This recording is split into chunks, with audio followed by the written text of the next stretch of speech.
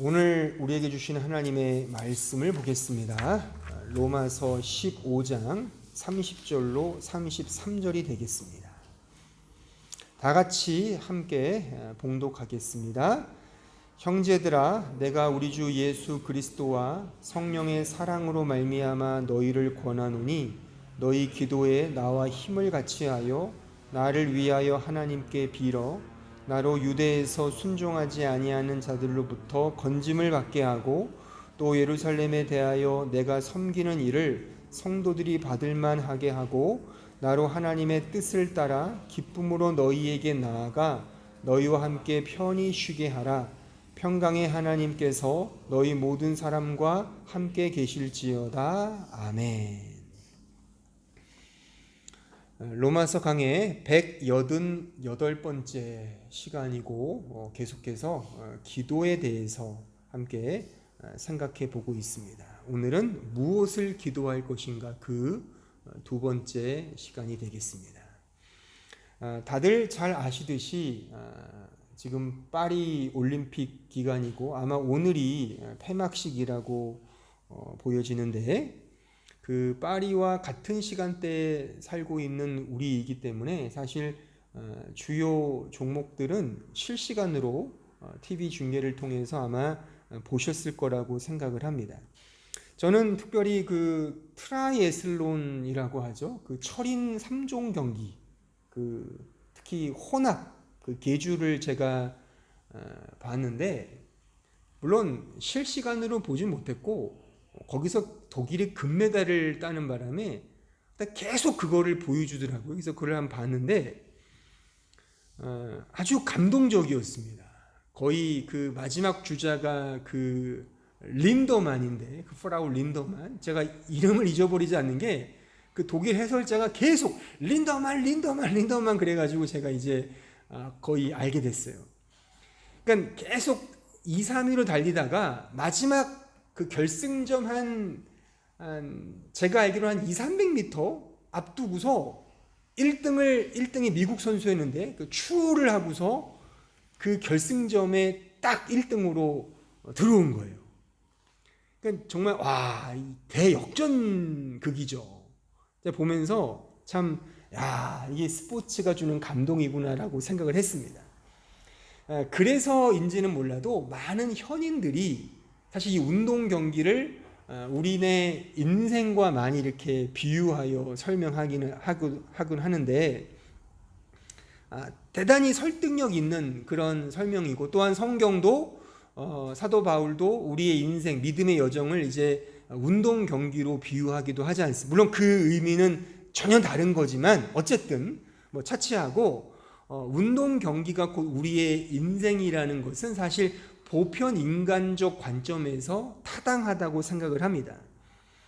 그래서 그 BC 5세기에 활동하던 그 고대 그리스의 철학자이며 그 키니코스 학파, 그 견유학파라 그러죠.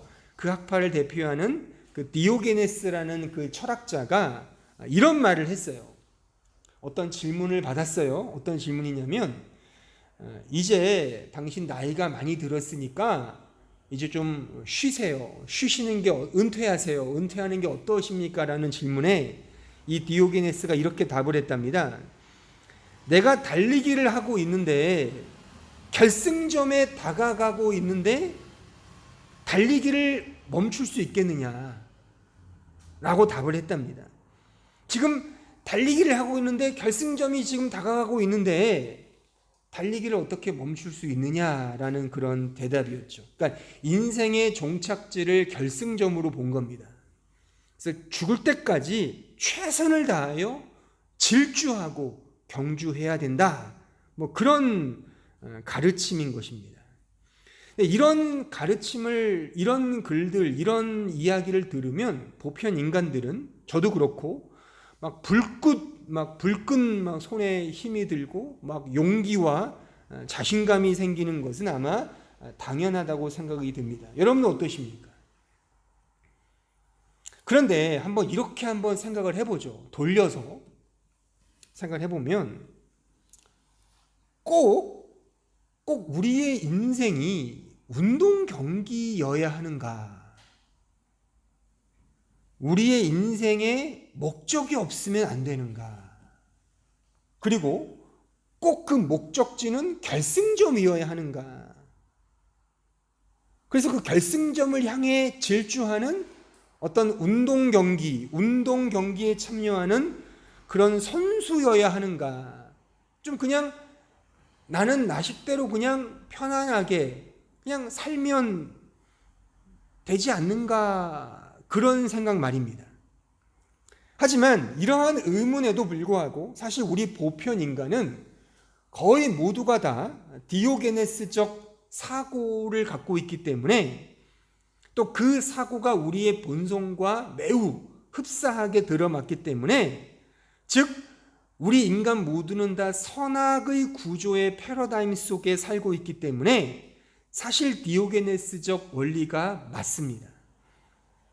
이걸 성경적 용어로 말하면 율법이죠. 율법, 즉 인과율의 법칙, 상선벌악의 원칙, 뿌린 대로 거둔다는 이 대원칙 말입니다. 그래서 인간적 노력과 이런 이분법적 사고 구조의 패러다임 속에서 인간은 최선을 다하여 노력하여 그 대가를 얻는 것에 희열을 느끼고 기쁨을 누리며 인간답게 살았다고 평가를 받거나 평가를 한다는 것입니다.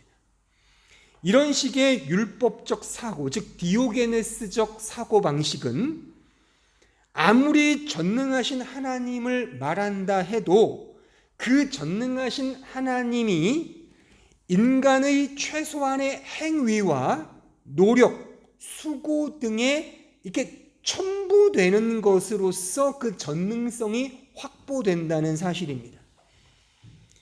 아무리 하나님의 은혜를 말한다 해도 그 하나님의 은혜에 대한 우리 인간 편에서의 어떤 반응, 어떤 식의 순종, 어떤 식의 헌신, 그런 하나님의 은혜에 대한 섭섭지 않게 해드려야만 한다는 인간 입장에서의 그런 응답이 협력되지 않으면 그 은혜의 은혜성은 확보되지 않는다는 말입니다.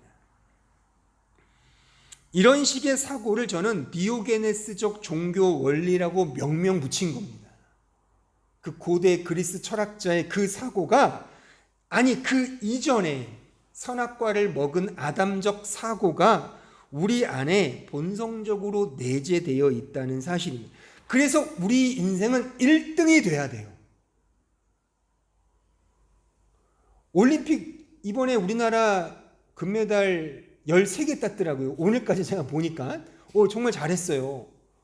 근데 다 아시겠지만 그 올림픽 메달 집계할 때 순위가 지금 그 미국과 중국이 지금 거의 막 하나 차이로 막 왔다 갔다 하던데 금메달로 1등, 2등이 갈리잖아요.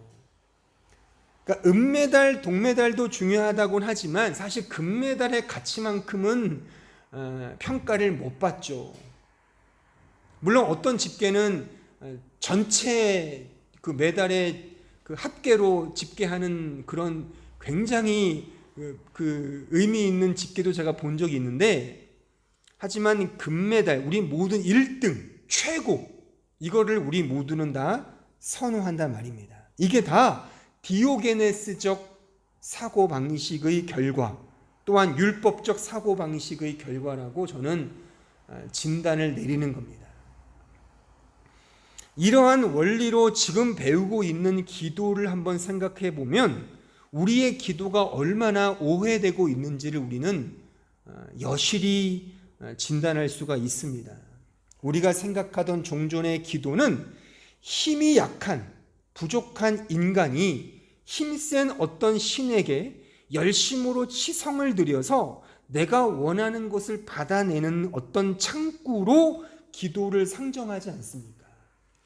선악과를 입에문 모든 인간은 다 이렇게 생각을 하고 디오게네스적 사고방식인 인생의 다른 박질의 경주로서 이 기도를 이해하고 실천한단 말입니다.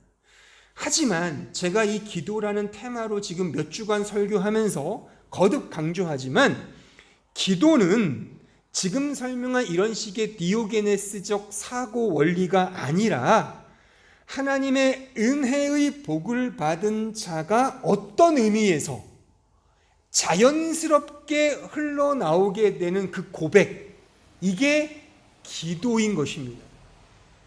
마치 살아있는 생명체가 어떤 식으로든 자연스럽게 호흡을 하는 것처럼 말이죠. 그렇죠? 생명이 있는 존재는 호흡이라는 걸 합니다. 호흡이라는 걸 하잖아요. 그 호흡이 말하자면 기도인 겁니다. 하늘의 복, 하늘의 생명을 얻은 자가 뿜는 그 현상이 곧 기도인 거죠. 그래서 시편 기자는 이렇게 노래하죠. 호흡이 있는 자마다 여호와를 찬송하라. 찬송이 기도인 건 아시죠? 기도라는 거기에 곡조를 붙인 게 찬송이지 않습니까? 그러니까 호흡이 정지되면 죽는 것처럼 기도는 신자의 그 생명을 가진 신자에게는 뗄래야 뗄 수 없는 그 무엇이 곧 기도라고 하는 것입니다. 이런 의미에 매우 자연스러운 것이고 동시에 본질적인 것이며 또한 근본적인 신자의 행위인 것입니다. 이런 차원에서 하늘의 복, 하늘의 생명을 가진 자의 기도이기 때문에 기도는 믿음이기도 한 거예요. 그래서 성경은 기도를 가리켜 믿음의 기도라고 그렇게 명명합니다. 자, 야고보서 5장 15절 이하를 보세요. 너희 중에 병든 자가 있느냐? 그는 교회의 장로들을 청할 것이요 그들은 주의 이름으로 기름을 바르며 그를 위하여 기도할지니라. 믿음의 기도는 밑줄 쫙. 믿음의 기도는 병든 자를 구원하리니 주께서 그를 일으키시리라. 혹시 죄를 범하였을지라도 사하심을 받으리라. 제가 이 구절은 조금 이따가 상세하게 해석해 드릴게요. 지금 우리가 확인하고 넘어갈 것은 기도의 본질은 믿음의 기도라는 겁니다. 그러니까 은혜를 아는 자가 그 믿음을 따라 행하는 게 기도다 그겁니다.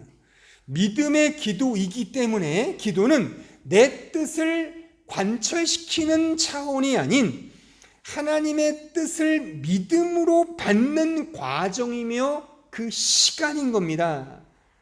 다시 말하면 내 뜻이 변하는 거죠. 뜻이 변한다. 프로슈코마이. 기도란 뜻이에요. 프로슈코마이. 뜻이 바뀐다. 그러니까 기도를 통해 신자는 세속적 뜻에 늘 사로잡혀 있던 그 현장에서 하나님의 뜻으로의 리턴, 유턴, 이게 기도인 거예요. 유턴, 리턴이 헬라어로 뭐죠? 메타노이아. 메타노이아가 회개입니다. 회개. 그래서 기도에는 믿음과 회개라는 것이 본질적 원리와 내용으로 담겨져 있고 세워져 있어야 하는 것입니다. 자, 사도행전 20장 19절 이하를 보세요.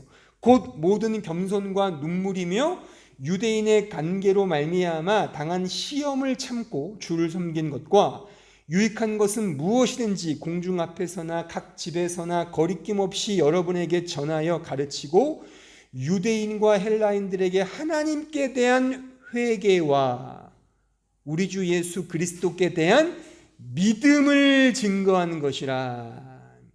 이 상기 말씀은 사도 바울의 목회 사역의 핵심 내용을 담고 있고 당연히 사역의 핵심 내용이니까 사도 바울이 늘 기도했던 기도 제목이기도 해요. 나는 너희들이 하나님께 대한 회개와 예수 그리스도께 대한 믿음, 그걸 내가 증거했고 그것을 깨닫기를 원한다 그거예요. 이것이 오늘 본문의 내용 속에 나와 있죠. 다른 표현으로 나와 있지만 내용, 그 본질적 의미는 동일합니다. 자, 오늘 본문을 다시 보세요. 로마서 15장 30절 이하. 형제들아, 내가 우리 주 예수 그리스도와 성령의 사랑으로 말미암아 너희를 권하노니 너희 기도에 나와 힘을 같이 하여 나를 위하여 하나님께 빌어 기도한다는 거예요. 그러면서 세 가지 기도 제목이 나온다 그랬죠. 31절 나로 유대에서 순종하지 아니하는 자들로부터 건짐을 받게 하고, 이것이 첫 번째 기도 제목, 즉 자기 자신을 위한 기도라 그랬죠. 지난주에 제가 설교한 내용이고, 두 번째 또 예루살렘에 대하여 내가 섬기는 일을 성도들이 받을 만하게 하고, 이게 두 번째 기도 제목입니다. 요 섬기는 일을 성도들이 받게 하기를 원합니다. 뭘 섬기겠습니까? 뭘 섬기겠습니까? 이게 복음의 섬김인 거죠. 너희들이 하나님께 대한 회개와 우리 주 예수 그리스도께 대한 믿음으로 세워지기를 원한다.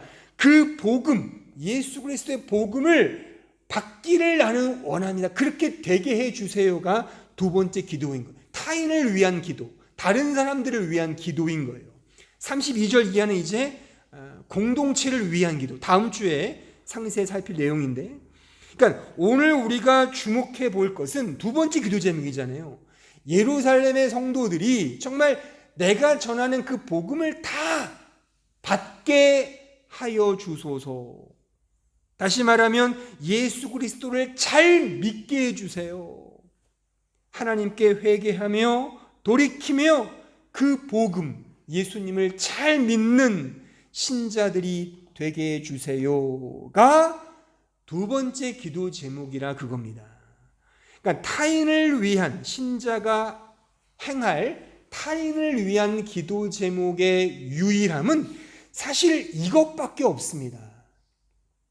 다른 사람들을 위해 기도하는 제목은 사실 이게 본질입니다.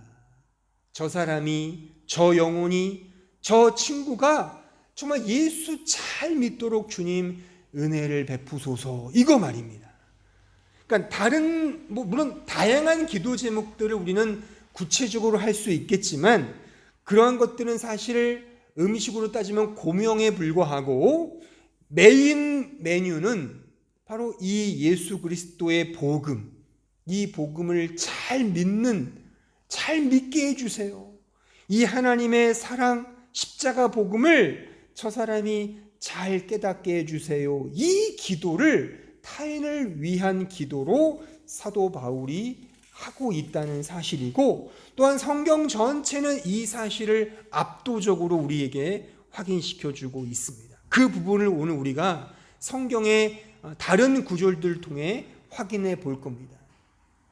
기도는 디오게네스적 사고 원리를 가지고 어떤 식의 나의 열렬함을 표현하는 것이 아니라 예수 그리스도의 복음으로 담아내는, 그 열렬함은 결국에 그 복음으로 내가 제대로 서고 타인조차도 그 복음으로 잘 세워지기 위함을 간구하는 것뿐입니다.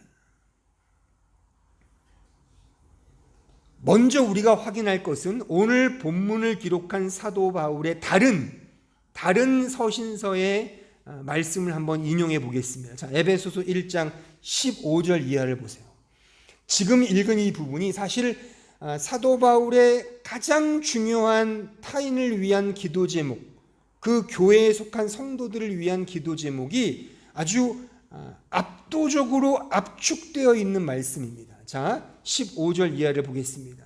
이로 말미암아 주 예수 안에서 너의 믿음과 모든 성도를 향한 사랑을 나도 듣고 내가 기도할 때에 기억하며 너희로 말미암아 감사하기를 그치지 아니하고 우리 주 예수 그리스도의 하나님 영광의 아버지께 지혜와 계시의 영을 너희에게 주사 하나님을 알게 하시고 너희 마음의 눈을 밝히사 그의 부르심의 소망이 무엇이며 성도 안에서 그 기업의 영광의 풍성함이 무엇이며 그의 힘의 위력으로 역사하심을 따라 믿는 우리에게 베푸신 능력의 지극히 크심이 어떠한 것을 너희로 알게 하시기를 구하노라, 기도하노라, 그거죠.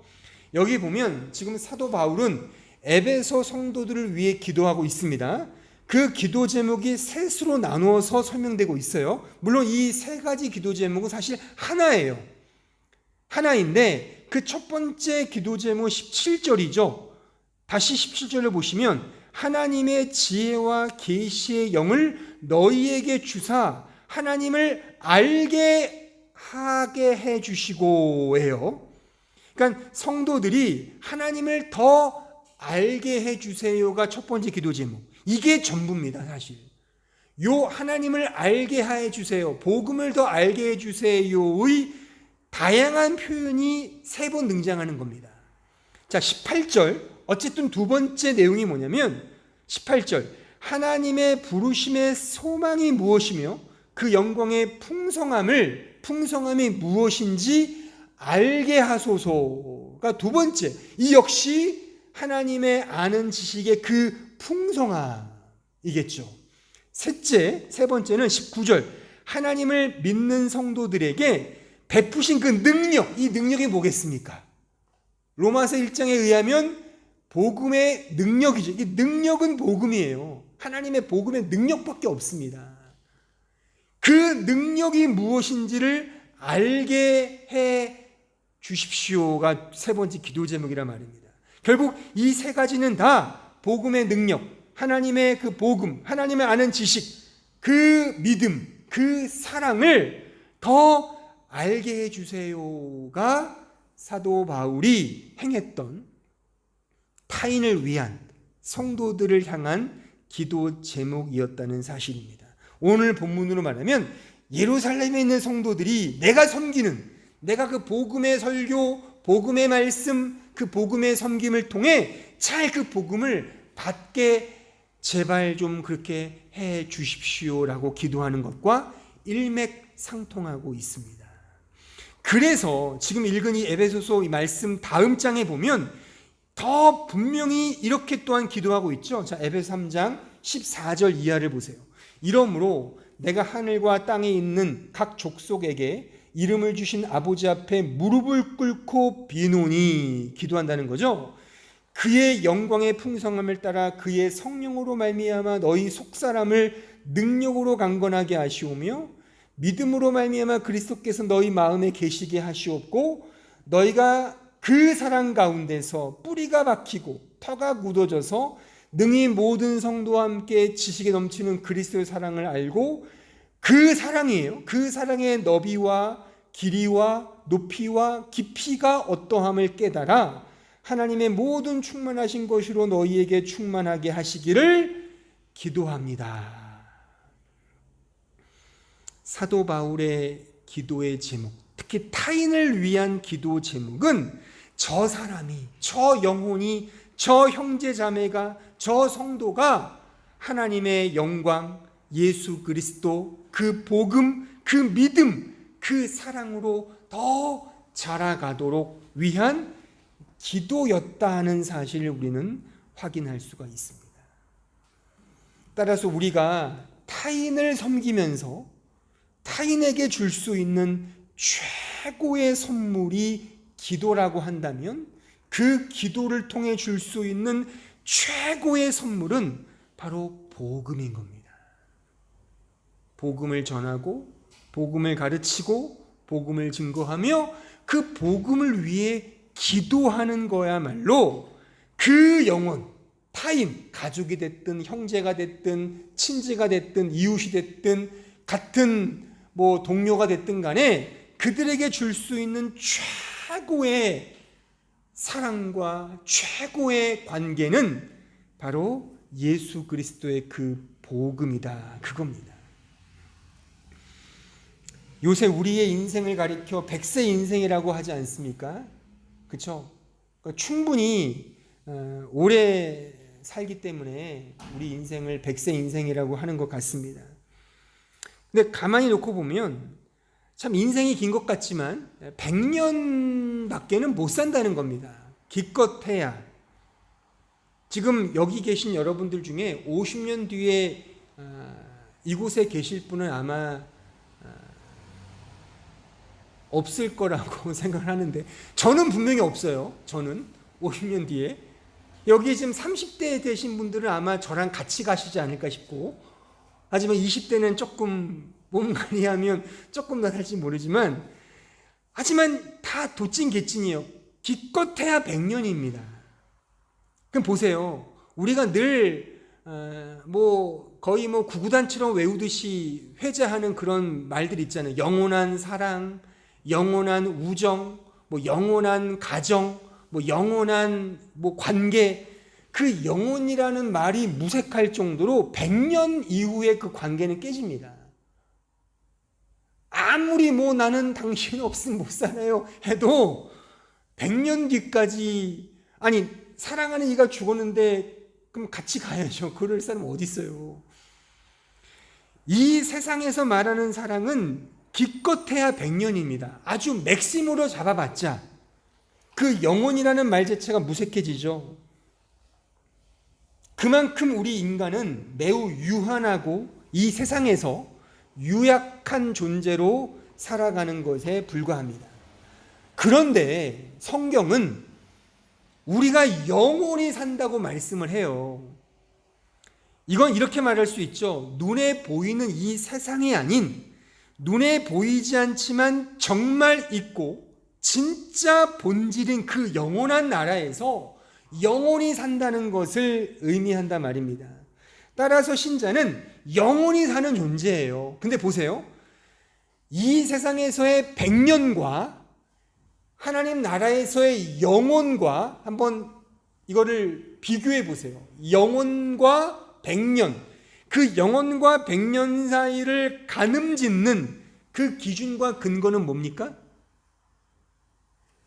영원과 100년을 가늠하는 기준은 예수 그리스도의 복음이잖아요. 예수 그리스도의 복음이 없으면 영원한 지옥이잖아요. 하지만 예수 그리스도를 믿는 자는 영원한 나라에서 주님과 함께 산다는 게 성경의 핵심적인 교리 아닙니까? 뭐 너무 배타적이라고 해서 현대 교인들은 싫어할지 모르지만, 아니 그거를 부정하면 기독교를 부정하는 거죠. 그렇잖아요. 그러니까 기독교는 100년과 영혼을 가늠짓는 건 예수 그리스도의 복음으로 말씀한단 말입니다. 그러면 보세요. 우리가 그 영원한 것들을 누리고 그 영원한 것들을 줄 수 있는 가장 최고의 선물은, 진정한 사랑은 예수 그리스도의 복음 아닙니까? 진짜 우리가 사랑하는 그 누군가에게 줄 수 있는 최고의 선물은 그래서 예수님의 사랑인 겁니다. 이 세상에서의 달달한 사랑이 아니라, 인간적인 우정 정도가 아니라, 인간적인 관계가 아니라 진짜 그것이 진짜 우정이 되고 진짜 사랑이 되고 진짜 관계가 되려면 그거를 가늠짓는 기준, 근거, 중심, 바로 예수 그리스도의 그 복음, 그게 있어야 하지 않습니까? 좀 노골적으로 말하면 예수 없으면, 복음 없으면, 믿음 없으면 그 사람과는 끝입니다. 사실 그렇잖아요. 내가 아무리 이 세상에 사랑한다 해도 그 사랑이 영원하지 않거든요. 그러면 여러분 입장에서 놓고 생각해 보죠. 적용적으로 얘기해 보자고요. 그 사랑하는, 지금 사랑하는 그 사람에게 내가 줄 수 있는 최고의 선물은 뭐겠습니까? 그게 복음 아니면 뭐냐, 저는 그거를 지금 논증하는 겁니다. 그러니까 내가 줄 수 있는, 내가 너에게 줄 수 있는, 내게 줄 수 있는 건 오직 사랑이잖아요. 제가 왜 웃는지 모르시죠? 다 영하셔서 모르죠. 그 변진섭 노래 중에 내게 줄 수 있는 건 오직 사랑뿐이라는 게 있어요. 모르세요? 거의 세대 차이네요. 내게 줄 수 있는 건 있는데, 그러니까 내게 줄 수 있는 건 오직 사랑인데, 그 사랑은 지금 이 설교로 말하면 예수 그리스도의 사랑밖에 없다는 겁니다. 아무리 좋은 관계를 해도 영원하지 않잖아요. 그걸 진짜 영원하려고 한다면 성경이 주구장창 강조하는 그 복음, 그 하나님의 믿음, 그 십자가를 전하고 그걸 위해 기도할 때 그것이 가장 큰, 그를 위한 내가 줄 수 있는 최고의 사랑의 선물이 아니냐라고 하는 저의 강설입니다. 성경은 바로 이 이야기, 성경은 모든 이야기 속에서 이 내용만을 강조하고 있지 않습니까? 보세요. 성경이 66권으로 되어 있죠. 또한 1189장으로 되어 있습니다. 그 장수가 그래요. 1189장. 그리고 구절을 누가 다 세봤나 봐요. 세봤는데 구절 자체가 31,102구절이에요. 31,102구절. 그 모든 구절들이, 권장절들이 하나같이 말하고 있는 하나의 팩트가 뭐냐면 예수 그리스도와 그의 복음입니다. 그 사랑, 그 십자가 사랑, 그 사랑을 말하고 있거든요. 그러니까 우리가 정말 누군가를 위하여 그에게 가장 좋은 메시지를 전하고 그를 위해 기도할 때 그 기도 제목의 넘버원은 무엇이 되어야 하겠습니까? 답은 자명하지 않습니까? 저 영혼 예수 잘 믿게 해주세요. 예수 잘 믿게 해주세요. 예수를 정말 그리스도로 믿고 그 복음의 풍성함을 누리게 해주세요가 돼야 하지 않겠습니까? 내게 줄 수 있는 건 오직 사랑뿐인 겁니다. 야고보서 5장 13절, 18절 이 말씀 한번 상고해 보겠습니다. 자, 너희 중에 고난당하는 자가 있느냐? 그는 기도할 것이요. 즐거워하는 자가 있느냐? 그는 찬송할지니라. 너희 중에 병든 자가 있느냐? 그는 교회의 장로들을 청할 것이요. 그들은 주의 이름으로 기름을 바르며 그를 위하여 기도할지니라. 자, 기도하라는 거예요, 지금. 믿음의 기도는 병든 자를 구원하리니 주께서 그를 일으키시리라. 혹시 죄를 범하였을지라도 사하심을 받으리라. 그러므로 너희 죄를 서로 고백하며 병이 낫기를 위하여 서로 기도하라. 의인의 간구는 역사하는 힘이 큼이니라. 엘리야는 우리와 성정이 같은 사람이로되 그가 비가 오지 않기를 간절히 기도한즉 3년 6개월 동안 땅에 비가 오지 아니하고 다시 기도하니 하늘이 비를 주고 땅이 열매를 맺었느니라. 자, 여러분들은 이 말씀을 어떻게 이해하셨습니까? 종전에 문자적으로 피상적으로 보면 그냥 언뜻 보면 병든 자를 위해 기도하라는 거구나. 그래, 병든 자를 위해 그 병이 낫기를 위해 서로 기도하면 하나님이 고쳐주신다는 거구나 라고 이렇게 쉽게 이해할 수 있는데 전혀 그런 말씀이 아닙니다. 저도 이 말씀 가지고 어쩔 수 없이 그 병상신방에서 종종 써먹었던 그런 구절이긴 한데 또 병상신방 가서 거의 많이 이렇게 회자되는 말씀 중에 하나인데 피상적으로 보면 물론 그렇게 시작할 수는 있어요. 하지만 본질은 그런 내용이 아닙니다.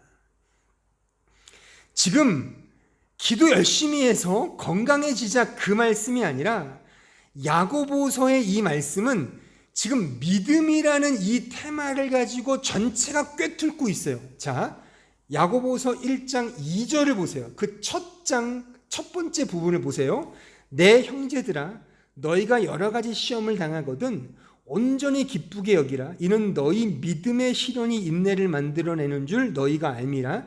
인내를 온전히 이루라. 이는 너희로 온전하고 구비하여 조금도 부족함이 없게 하려 함이라. 그러니까 지금 사도 이 야고보는 인내를 이루는 믿음을 지금 말씀으로 기록하고 있는 거예요.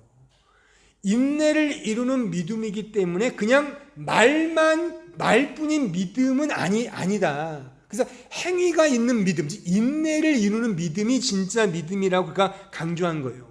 그러니까 지금 사도 야고보가 말하는 거는 기도는 믿음으로 가게 하는 인내의 과정이라는 사실을 말하고 있고 거기서 지금 야고보가 성경 다른 구절에서 많이 회자되고 있는 병든 자를 인용하여 지금 이 의미를 설명하고 있는 겁니다. 그러니까 여기서 말하는 병든 자는 단순히 몸이 아픈 것을 의미하기보다 본질적인 병, 즉 영혼의 병을 가리키는 겁니다. 영혼의 병이 육신의 연약함으로 모형되는 거죠. 중요한 것은 그 육체적 병고침이 본질이 아니라 영혼의 병, 그 영혼의 구원을 위한 거거든요. 그래서 15절 다시 한번 5장 15절에 보면 믿음의 기도로 병든 자를 구원한다. 이 구원, salvation, 이 구원이라는 거는 천국 가는 걸 의미하는 거란 말이죠. 병 고치는 거를 그냥 한계 짓는 것이 아니라 영혼의 병을 나아서 그 기도를 통하여 복음을 통해 하나님의 나라로 구원받는 것까지 지금 기도의 제목으로 상정하고 있다는 사실입니다. 이 유시지는, 이런 식의 어법은 사실 예수께서 많이 행하시는 그의 행적을 통해 우리는 충분히 이해할 수 있습니다. 예수님께서도 수많은 병자들을 고치셨죠. 하지만 그 병고침의 본질은 단순히 몸을, 육체적 그 병을 낫게 하심이 본질이 아니라 그것을 통해 복음을 선포하기 위함인 겁니다. 우리가 우리의 병의 나음이라는 그 수준을 통하여 이렇게 낫는 거구나. 무엇이요? 우리의 영혼이 낫는 것이라는 것을 알게 하기 위한 하나님의 맞추심의 하나의 샘플이지 그 자체가 본질은 아닌 겁니다. 병 고치는 사용을 해서 이 복음의 선포를 의미하는 것이고 그것을 통해 믿음을 증거하기 위한 하나의 도구와 수단으로 지금 성경이 예수의 사역이 그렇게 설명되고 있다는 사실이에요. 그래서 예수께서 꼭 병을 고쳐주시면서 말씀하신 게 있죠. 뭐라 말씀하시죠? 병을 고쳐주시면서 내 믿음대로 될지니라, 내 믿음이 너를 구원했노라라고 그렇게 꼭 후렴조처럼 붙이신단 말입니다. 이런 맥락에서 야고보도 믿음의 기도로 병든 자가 구원한다라고 말을 하는 것이고, 서로 병 낫기를 위해 기도하라는 것은 이 말씀의 진의는 육체적 병만이 아니라 영혼의 변화, 회개, 믿음을 가리키는 그 말씀이라는 것입니다. 그래서 아까 읽었던 야고보서 5장 17절 이 말씀의 문맥에 의하면 야고보가 어떤 사례, 어떤 에피소드를 끌고 옵니까? 지금 뭐예요? 17절 보세요. 엘리야의 사건을 끌고 오잖아요. 엘리야가 기도했더니 3년 6개월 동안 비가 내리지 않았던 땅에 비가 내리는 사건을 지금 인용하고 있습니다. 이게 무슨 의미입니까? 3년 6개월이라는 이 기간은 성경적으로 매우 중요한 의미를 갖고 있어요. 이 3년 6개월은 다니엘 7장에 보면 한때, 두때, 반때가 지나간다는 표현이 있어요. 한때, 두때, 반때가 정확히 3년 6개월입니다. 그리고 요한계시록 11장에 보면 42달이 등장해요. 42달. 42달이 뭐죠? 3년 6개월이 42달이잖아요. 42달에 곱하기 30하면 뭐죠? 1260일. 이게 요한계시록의 1260일. 42달 동안 신자들이 교회가 수많은 고난과 고통을 당한다고 이렇게 피력하고 있거든요. 이 3년 6개월의 기간은 예수님의 공생의 기간을 의미함과 동시에 예수님처럼 신자와 교회가 이 고난의 인생, 이 세상을 믿음으로 살아내야 할 그 고난의 기간을 모형하고 상징합니다. 이 기간 동안에 기도하는 거예요. 그래서 엘리야가 기도했더니 3년 6개월 동안 내리지 않아 비가 내렸다는 겁니다. 가뭄의 기간, 고난의 기간, 광야의 기간을 의미하는 거예요. 그 광야의 기간 동안에 주님, 당신의 은혜밖에 없습니다, 복음밖에 없습니다의 고백을 하는 자에게 진정한 구원이 임한다는 사실을 모형적으로, 상징적으로 보여주는 에피소드가 엘리야의 그 사건이란 말이죠. 야고보가 그것을 가져오면서 그래, 기도했더니 구원이 임하잖아. 지금 너희들 이 광야 같은 인생 속에, 가뭄 같은 이 세상 속에 필요한 것은 기도야. 기도를 통해 단비와 같은 주님의 은혜, 그 복음, 그 사랑이 임하는 거야. 이게 구원이야를 설명하고 있는 게 이 야고보서 5장의 말씀인 겁니다. 단순히 몸이 낫는다는 것에 국한되지 않는다는 겁니다. 그래서 지난주 제가 언급했던 예수님이 가르쳐준 그 주기도문, 다만 악에서 구하소서, 시험에 들지 않게 하소서와 같은 맥락의 기도가 야고보서가 가르치고 이 기도의 내용인 것입니다. 이해하시겠습니까? 단순히 못나게 해달라는 기도가 아니라 그런 기도는 성경에 없습니다. 사실 피상적으로 썼지만 그것을 통해 진짜 드러내야 할 그 본질은 복음이며 하나님의 사랑이며 그 믿음으로 가게 하는 인내의 기도만이 바로 성경이 가르치고 있는 기도의 내용이라는 사실입니다. 요한삼서 1장 2절 보세요. 사랑하는 자여 내 영혼이 잘됨같이 내가 범사에 잘되고 강건하기를 내가 간구하노라. 자, 이것도 보세요. 어떤 진영에서 강조하듯이 이것을 소위 삼박자 복이라고 강조하죠. 내 영혼이 잘되고 내가 범사에 잘되고, 그러니까 돈 잘 번다는 거죠. 그리고 강건해진다, 건강해진다. 그래서 소위 삼박자 복, 이걸 위해 기도하라, 그렇게 어떤 그 교파에서는 강조하는데 그런 말씀이 아닙니다. 그런 말씀이 아니고, 자, 제가 하나하나 설명해 드릴게요. 이 기도가, 이거 기도인데 이 기도의 내용이 뭐냐면, 자, 여기에 잘됨이라고 번역된 단어가 두 개 나오죠. 잘됨 같이, 잘되고가, 잘되라고 하는 이 단어가 헬라어로 유호도예요. 유호도. 이 단어의 뜻은 어떤 도움을 받아 잘 되는 경우를 말하는 거예요. 유호도란 헬라어 단어는 어떤 도움, 내 스스로 잘 되는 게 아니라 어떤 도움을 받아서 잘 되는 것을 유호도라 그럽니다. 그러니까 이 단어는 이거 성경으로 해석하면 하늘의 도움, 하나님의 은혜의 복을 받은 그 지경을 의미하는, 그 상황을 의미하는 거죠. 그러니까 정확히 이것은 성경이 복이라고 단어 지은 율로기아를 가리키는 겁니다. 그러니까 유호도는 율로기아를 가리키는 거예요. 하늘의 복의 도움을 받아서 내가 잘 되는 거, 내 스스로 노력해 잘 되는 것이 아니라 하나님의 은혜를 받아 잘 되는 경우를 유호도, 율로기아, 이걸 복이라고 한단 말입니다. 그리고 여기에 범사에라고 번역된 단어가, 잘 보세요. 우리나라 한글 개역 성경에는 내가 범사에 잘되고의 범사를 여기다 붙여놨거든요. 그래서 마치 그래, 내가 범사에 항상 잘 될 거야 라는 식으로 충분히 이해하도록 그렇게 번역을 해놨는데, 헬라어 원문을 보면 이 범사에라는 단어가 거기에 붙어 있지 않고 이 문장 맨 앞에 붙어 있단 말입니다.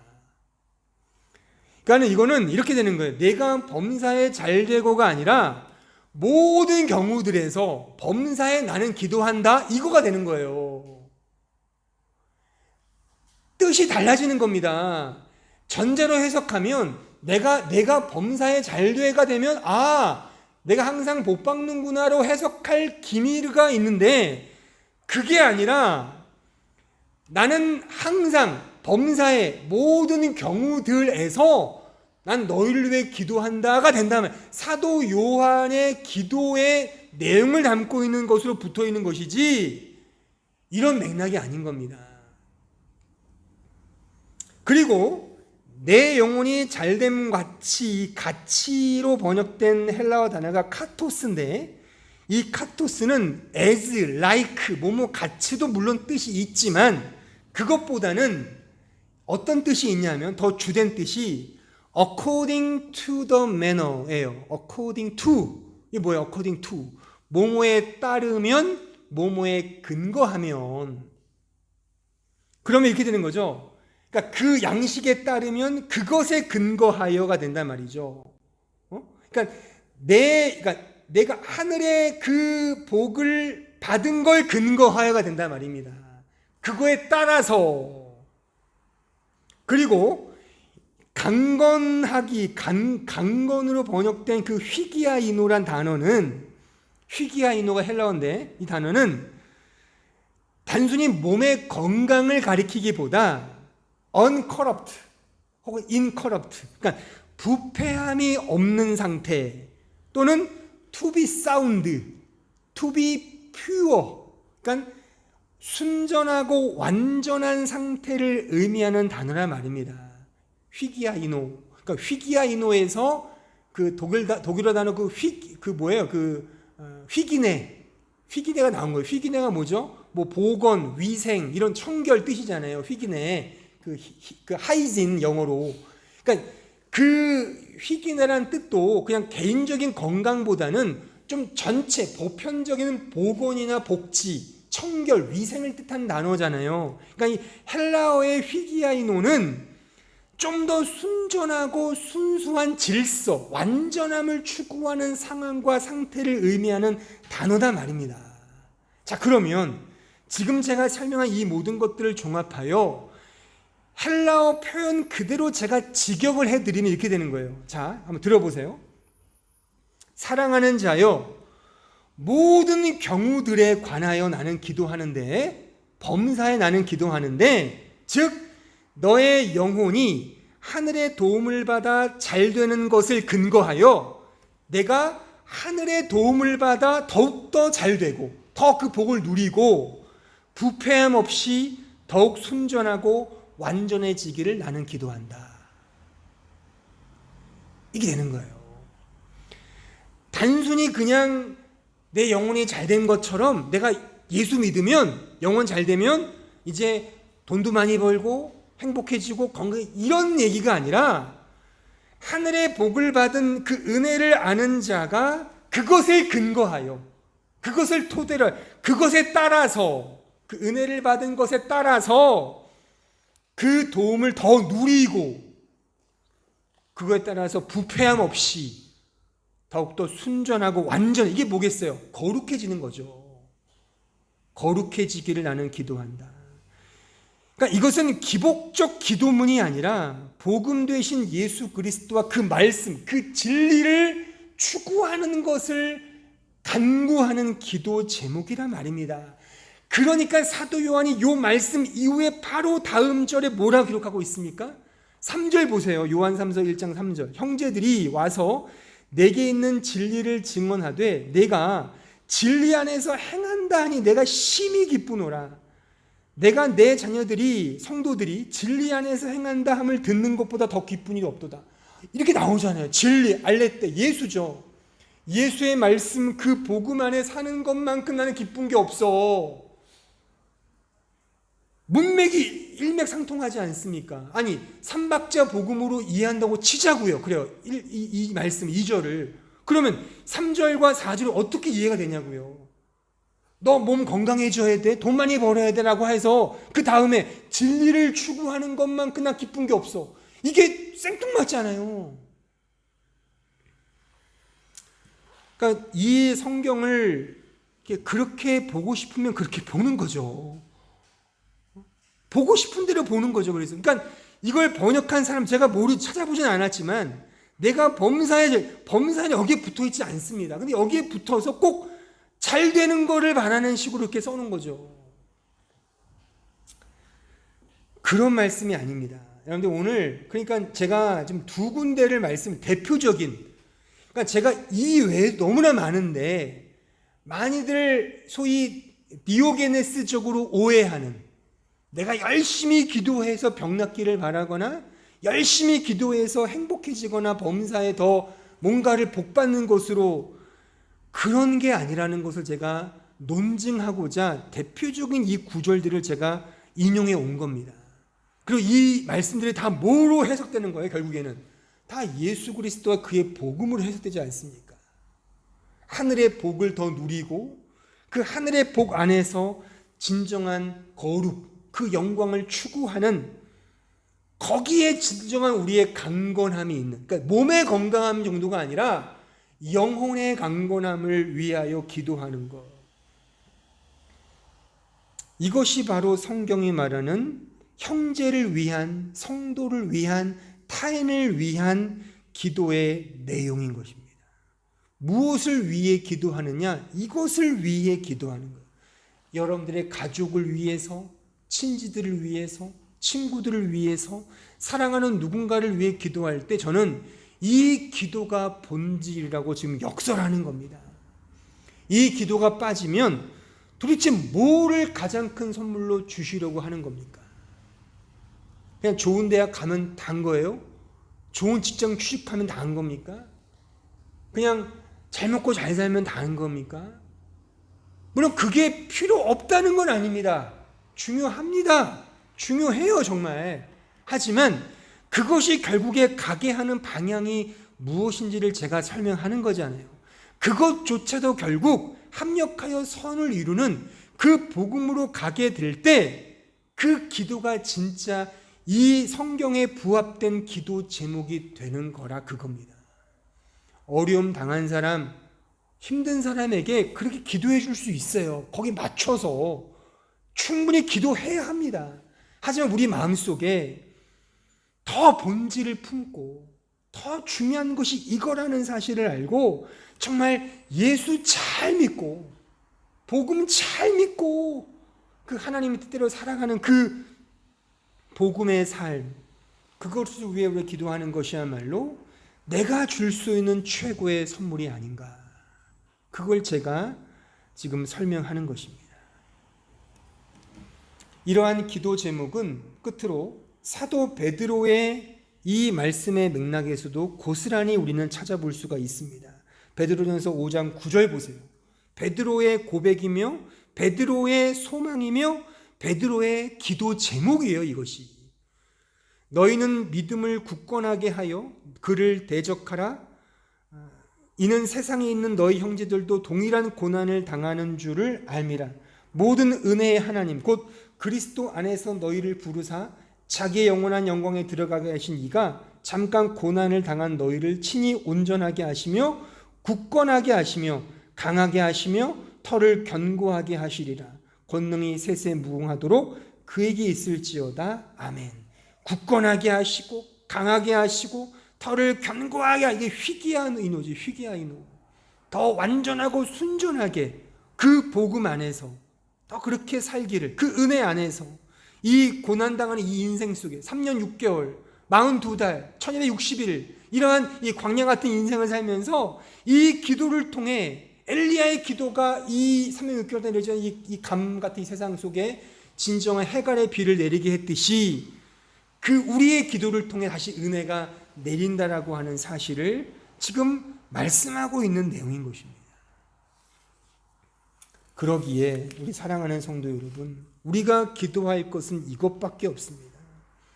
예수 그리스도의 그 은혜의 복음, 그 복음을 더 잘 믿고 그 복음대로 살기 위한 기도 제목이 우리 자신을 위한 기도 제목임과 동시에 또한 타인을 섬기는, 우리가 섬길 수 있는 최고의 서비스, 그 최고의 선물이 바로 예수 그리스도와 그 복음이라는 사실을 꼭 기억하시고, 내게 줄 수 있는 건 오직 이 사랑의 복음, 이거 하나임을 명심하시면서 이 사랑을 전하시고 이 사랑을 증거하시고 이 사랑을 위해 기도하시는 우리 사랑하는 모든 성도들 되기를 진심으로 바랍니다.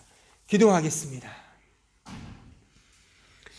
은혜로우신 아버지 하나님, 감사합니다. 우리가 진정 이 기도 제목이 있는지를 돌아봅니다.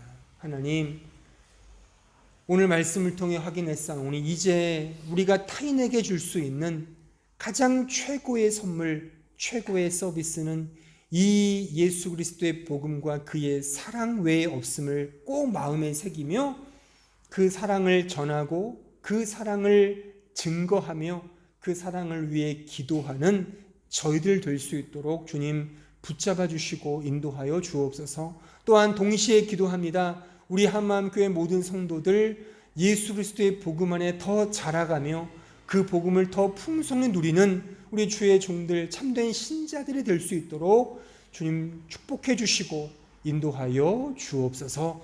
예수님의 이름으로 기도하옵나이다. 아멘.